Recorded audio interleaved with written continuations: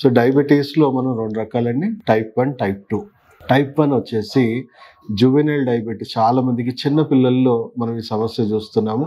So వాళ్ళకి auto immune disorders, అంటే వాళ్ళ బాడీలో రోగ నిరోధక శక్తి కంప్లీట్గా డిఫెక్టివ్గా మారిపోయి, అది కంప్లీట్గా ఆటో ఇమ్యూన్ సిస్టమ్ అంటే ఇమ్యూన్ సిస్టమ్ అటాక్ చేసి ప్యాన్క్రియాస్ని డ్యామేజ్ చేయడం వల్ల ప్యాన్క్రియాస్లో సడన్గా ఇన్సులిన్ ఉత్పత్తి అనేది విపరీతంగా పడిపోతుంది.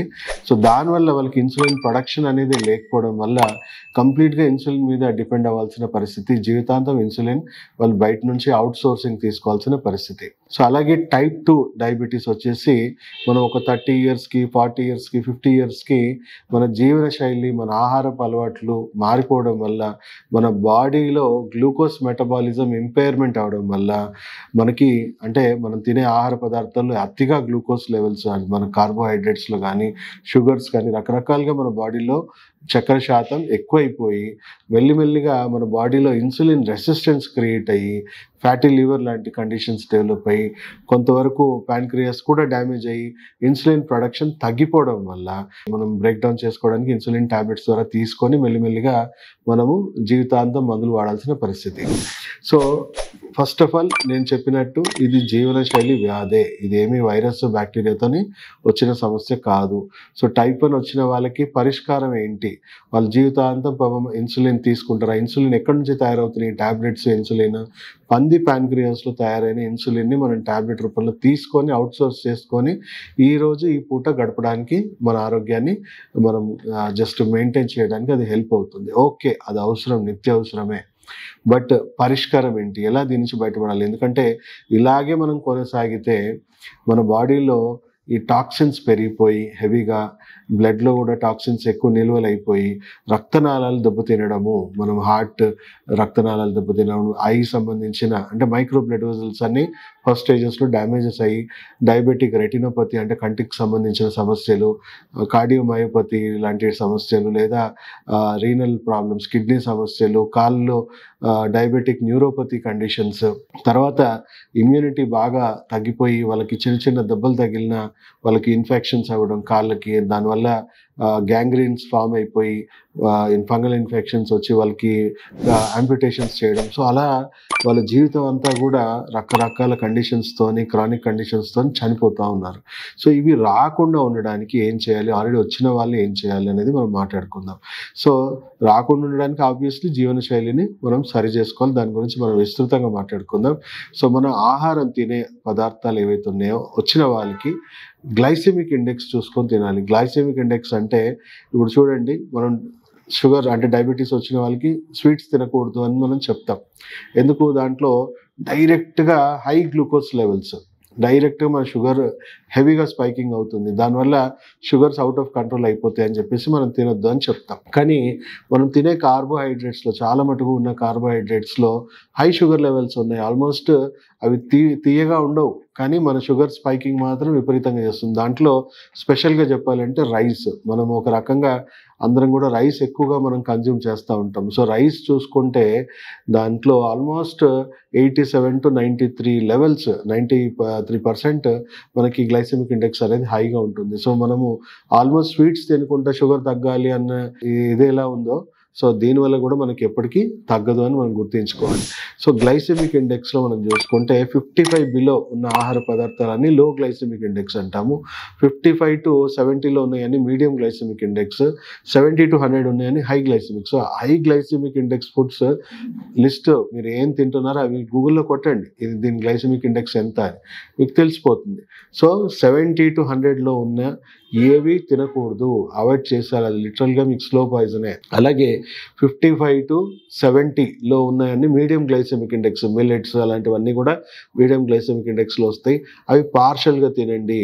తర్వాత 55 బిలో ఉన్నాయి మీకు చాలా మంచివి, లో గ్లైసెమిక్ ఇండెక్స్, మీకు షుగర్ లెవెల్స్ పెరగమన్నా పెరగవు. సో అలాంటి ఆహార పదార్థాల్లో మనం చూసుకుంటే రైస్లోనే వైట్ రైసే ఇప్పుడు మనం ఒక రకంగా హ్యాబిచువేటెడ్ ఉన్న వాళ్ళకి నేను రైస్ తింటేనే నాకు తిన్నట్టు ఉంటుంది లేదా తినలేను అనే వాళ్ళకి మీకు తెలంగాణ సోనా రైస్ అనే ఒక వెరైటీ ఉందండి. ఆ variety of rice glycemic index 51.5. మీకు వైట్ రైస్ తిన్న తృప్తి ఉంటుంది, షుగర్ లెవెల్స్ కూడా స్పైక్ అవ్వవు. అలాగే ఇంకా బెస్ట్ ఆప్షన్స్ ఏంటంటే బ్లాక్ రైస్, దాని గ్లైసెమిక్ ఇండెక్స్ 42 ఉంటుంది, 41, 42 లోపే ఉంటుంది, షుగర్ పెరగదు, హైయెస్ట్ యాంటీ ఆక్సిడెంట్స్ ఉంటాయి దాంట్లో. దానివల్ల మీకు చాలా రకాలుగా ఆరోగ్యానికి మేలు కూడా జరుగుతుంది. అంటే కార్డియోవాస్కులర్ సిస్టమ్ ఆరోగ్యంగా ఉంటుంది, క్యాన్సర్ కూడా రాకుండా నిరోధించడానికి కూడా అది హెల్ప్ అవుతుంది. సో అలాంటి ఆ మోడిఫికేషన్స్ మా దగ్గరకు వచ్చిన పేషెంట్స్కి డైట్ మోడిఫికేషన్స్ సజెస్ట్ చేయడం వల్ల వాళ్ళకి మెల్లిమెల్లిగా టాబ్లెట్స్ అవసరం అనేది తగ్గుతుంది. ఎందుకంటే ఎందుకు పెంచాలి, ఎందుకు తగ్గించాలి? సో పెంచడం ఆపడానికి, పెంచడం తగ్గడానికి మనం ఫస్ట్ డైట్ మోడిఫికేషన్స్ చేస్తాం. చేస్తూనే వాళ్ళకి బాడీలో ఎలాంటి డిఫెక్ట్స్ వల్ల వచ్చాయి అంటే టాక్సిన్స్ ఎక్కువ అయిపోయి ఫ్యాటీ లివర్ రావడం వల్ల అబ్జార్ప్షన్ తగ్గిపోయిందా, లేదా డ్యామేజ్ అయిన ప్యాన్క్రియాస్ ఏమన్నా ఇన్సులిన్ ప్రొడక్షన్ తగ్గిపోయిందా? టైప్ 2 పేషెంట్స్లో ఎస్పెషల్లీ మనం చూసుకుంటే సో వాళ్ళ బాడీలో టాక్సిన్స్ రెడ్యూస్ చేయడానికి డీటాక్సిఫికేషన్ ట్రీట్మెంట్స్ చెప్తాము. అలాగే ప్యాన్క్రియాస్, డ్యామేజ్ అయిన ప్యాన్క్రియాస్ రీజనరేట్ అవ్వడానికి బీటా సెల్స్ రీజనరేషన్కి కొన్ని మంచి అద్భుతమైన herbal medicines, proven herbal medicines ఉన్నాయి. దానివల్ల మెల్లిమెల్లిగా రీజనరేషన్ అవ్వడం వల్ల సెల్ఫ్గా ఇన్సులిన్ ఉత్పత్తి అవ్వడము అండ్ బాడీలో ఉన్న ఇంటర్నల్ ఇంబ్యాలెన్సెస్ అన్ని కరెక్ట్ చేయడం వల్ల ఇన్సులిన్ రెసిస్టెన్స్ ఇవన్నీ కూడా తగ్గడము అండ్ ఓవర్ ఏ పీరియడ్ బాడీలో మెల్లిమెల్లిగా టాబ్లెట్స్ ఇవ్వాల్సిన అవసరం తగ్గిపోయి బాడీ సెల్ఫ్ సస్టైనబుల్గా డెవలప్ అవుతుంది. అలా మనం టైప్ 2 డయాబెటీస్ని రివర్స్ చేసుకోవచ్చు. అలాగే టైప్ 1ని మనం ఎలా రివర్స్ చేయొచ్చు ఫంక్షనల్ మెడిసిన్లో అనుకుంటే ఫస్ట్ మీకు చెప్పినట్టు వాళ్ళకి ఆటో ఇమ్యూన్ డిసార్డర్ వల్ల వాళ్ళ ఇమ్యూన్ సిస్టమ్ దాడి చేసి డ్యామేజ్ చేసింది. వాళ్ళ ఇమ్యూన్ సిస్టమ్ని కంప్లీట్గా ఒక 1 to 2 years immunomodulation therapy, transfer therapy ద్వారా వాళ్ళ ఇమ్యూన్ సిస్టమ్ని పూర్తిగా మార్చేస్తాం. దానివల్ల వాళ్ళ ఇమ్యూన్ సిస్టమ్ వాళ్ళని డ్యామేజ్ చేయడం కాదు, రిపేర్ చేయడం స్టార్ట్ చేస్తుంది, హీల్ చేయడం స్టార్ట్ చేస్తుంది. అండ్ అలాగే డ్యామేజ్ అయిన ప్యాన్క్రియాస్ కూడా సైమల్టేనియస్గా రీజనరేటివ్ ట్రీట్మెంట్స్ ఇస్తాం, డీటాక్సిఫికేషన్ చేస్తాం.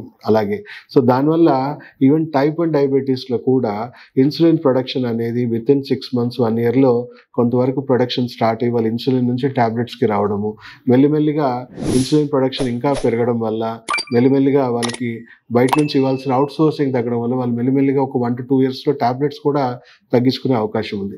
సో ఆల్రెడీ ఫంక్షనల్ మెడిసిన్లో ఇలాంటి రివర్సల్ ట్రీట్మెంట్ అనేది అందుబాటులో ఉంది.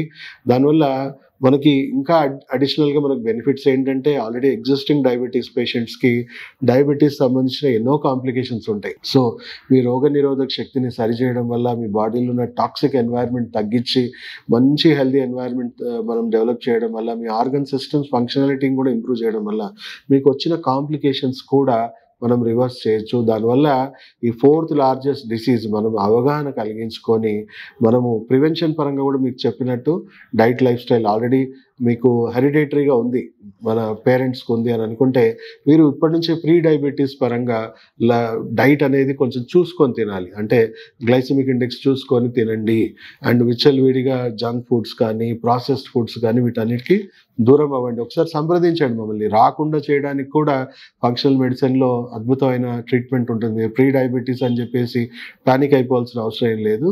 మీరు ప్రివెంటివ్ పరంగా కూడా ఈ వైద్యాన్ని ఉపయోగించుకోవచ్చు. అలాగే టైప్ 1 టైప్ 2 వచ్చిన వాళ్ళకి కూడా వాళ్ళ కండిషన్ బట్టి టైప్ 2 వాళ్ళకైతే 6 to 12 monthsలో మనము రివర్సల్ ట్రీట్మెంట్ చేయొచ్చు, డయాబెటీస్ రివర్సల్ ట్రీట్మెంట్. అదే టైప్ 1 వాళ్ళకి మాత్రం 1 to 2 years పడుతుంది. ఎందుకంటే హెవీగా డ్యామేజెస్ ఉంటుంది, హెవీగా డిపెండెన్సీ ఉంటుంది అండ్ కంప్లీట్ ఇమ్యూన్ సిస్టమ్ని కూడా మార్చాలి కాబట్టి సో టైం పడుతుంది. సో పార్ట్లు మార్చుకుందామా లేట్గా అనలైజ్ అయ్యి, లేదా మన ఆరోగ్య వ్యవస్థని మార్చుకొని మన ఆరోగ్యంగా మారదామా అనేది మీకే వదిలేస్తాను. సో దయచేసి ఈ వీడియో ప్రతి ఒక్కరికి షేర్ చేయండి. ఇలాంటివి ఎన్నో ఇంకా అవగాహన కార్యక్రమాలు మీకు డాక్టర్ పిఎస్ సాగర్ అఫీషియల్ వీడియోస్లో మేము ఇంకా పోస్ట్ చేస్తూనే ఉంటాం. సో కంపల్సరీ సబ్స్క్రైబ్ చేయండి, వీడియోని అందరికీ షేర్ చేయండి.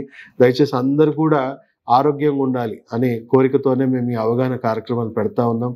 అండ్ చాలామందికి ఇవి తెలియక వాళ్ళు యాంపిటేషన్స్, కాంప్లికేషన్స్ తెచ్చుకొని చనిపోతూ ఉన్నారు. ప్రపంచంలో 4th largest కిల్లర్గా మారిందంటే ప్రపంచానికి డయాబెటీస్ క్యాపిటల్ ఇండియానే అని గుర్తుంచుకోండి. దాంట్లో మనమే ఎక్కువ సౌత్ ఇండియన్సే. సో దయచేసి వీడియో ప్రతి ఒక్కరికి షేర్ చేసి అవగాహన కలిగించండి. దానివల్ల ఈ మరణాల శాతాన్ని మనం తగ్గించుకోవచ్చు. Thank you.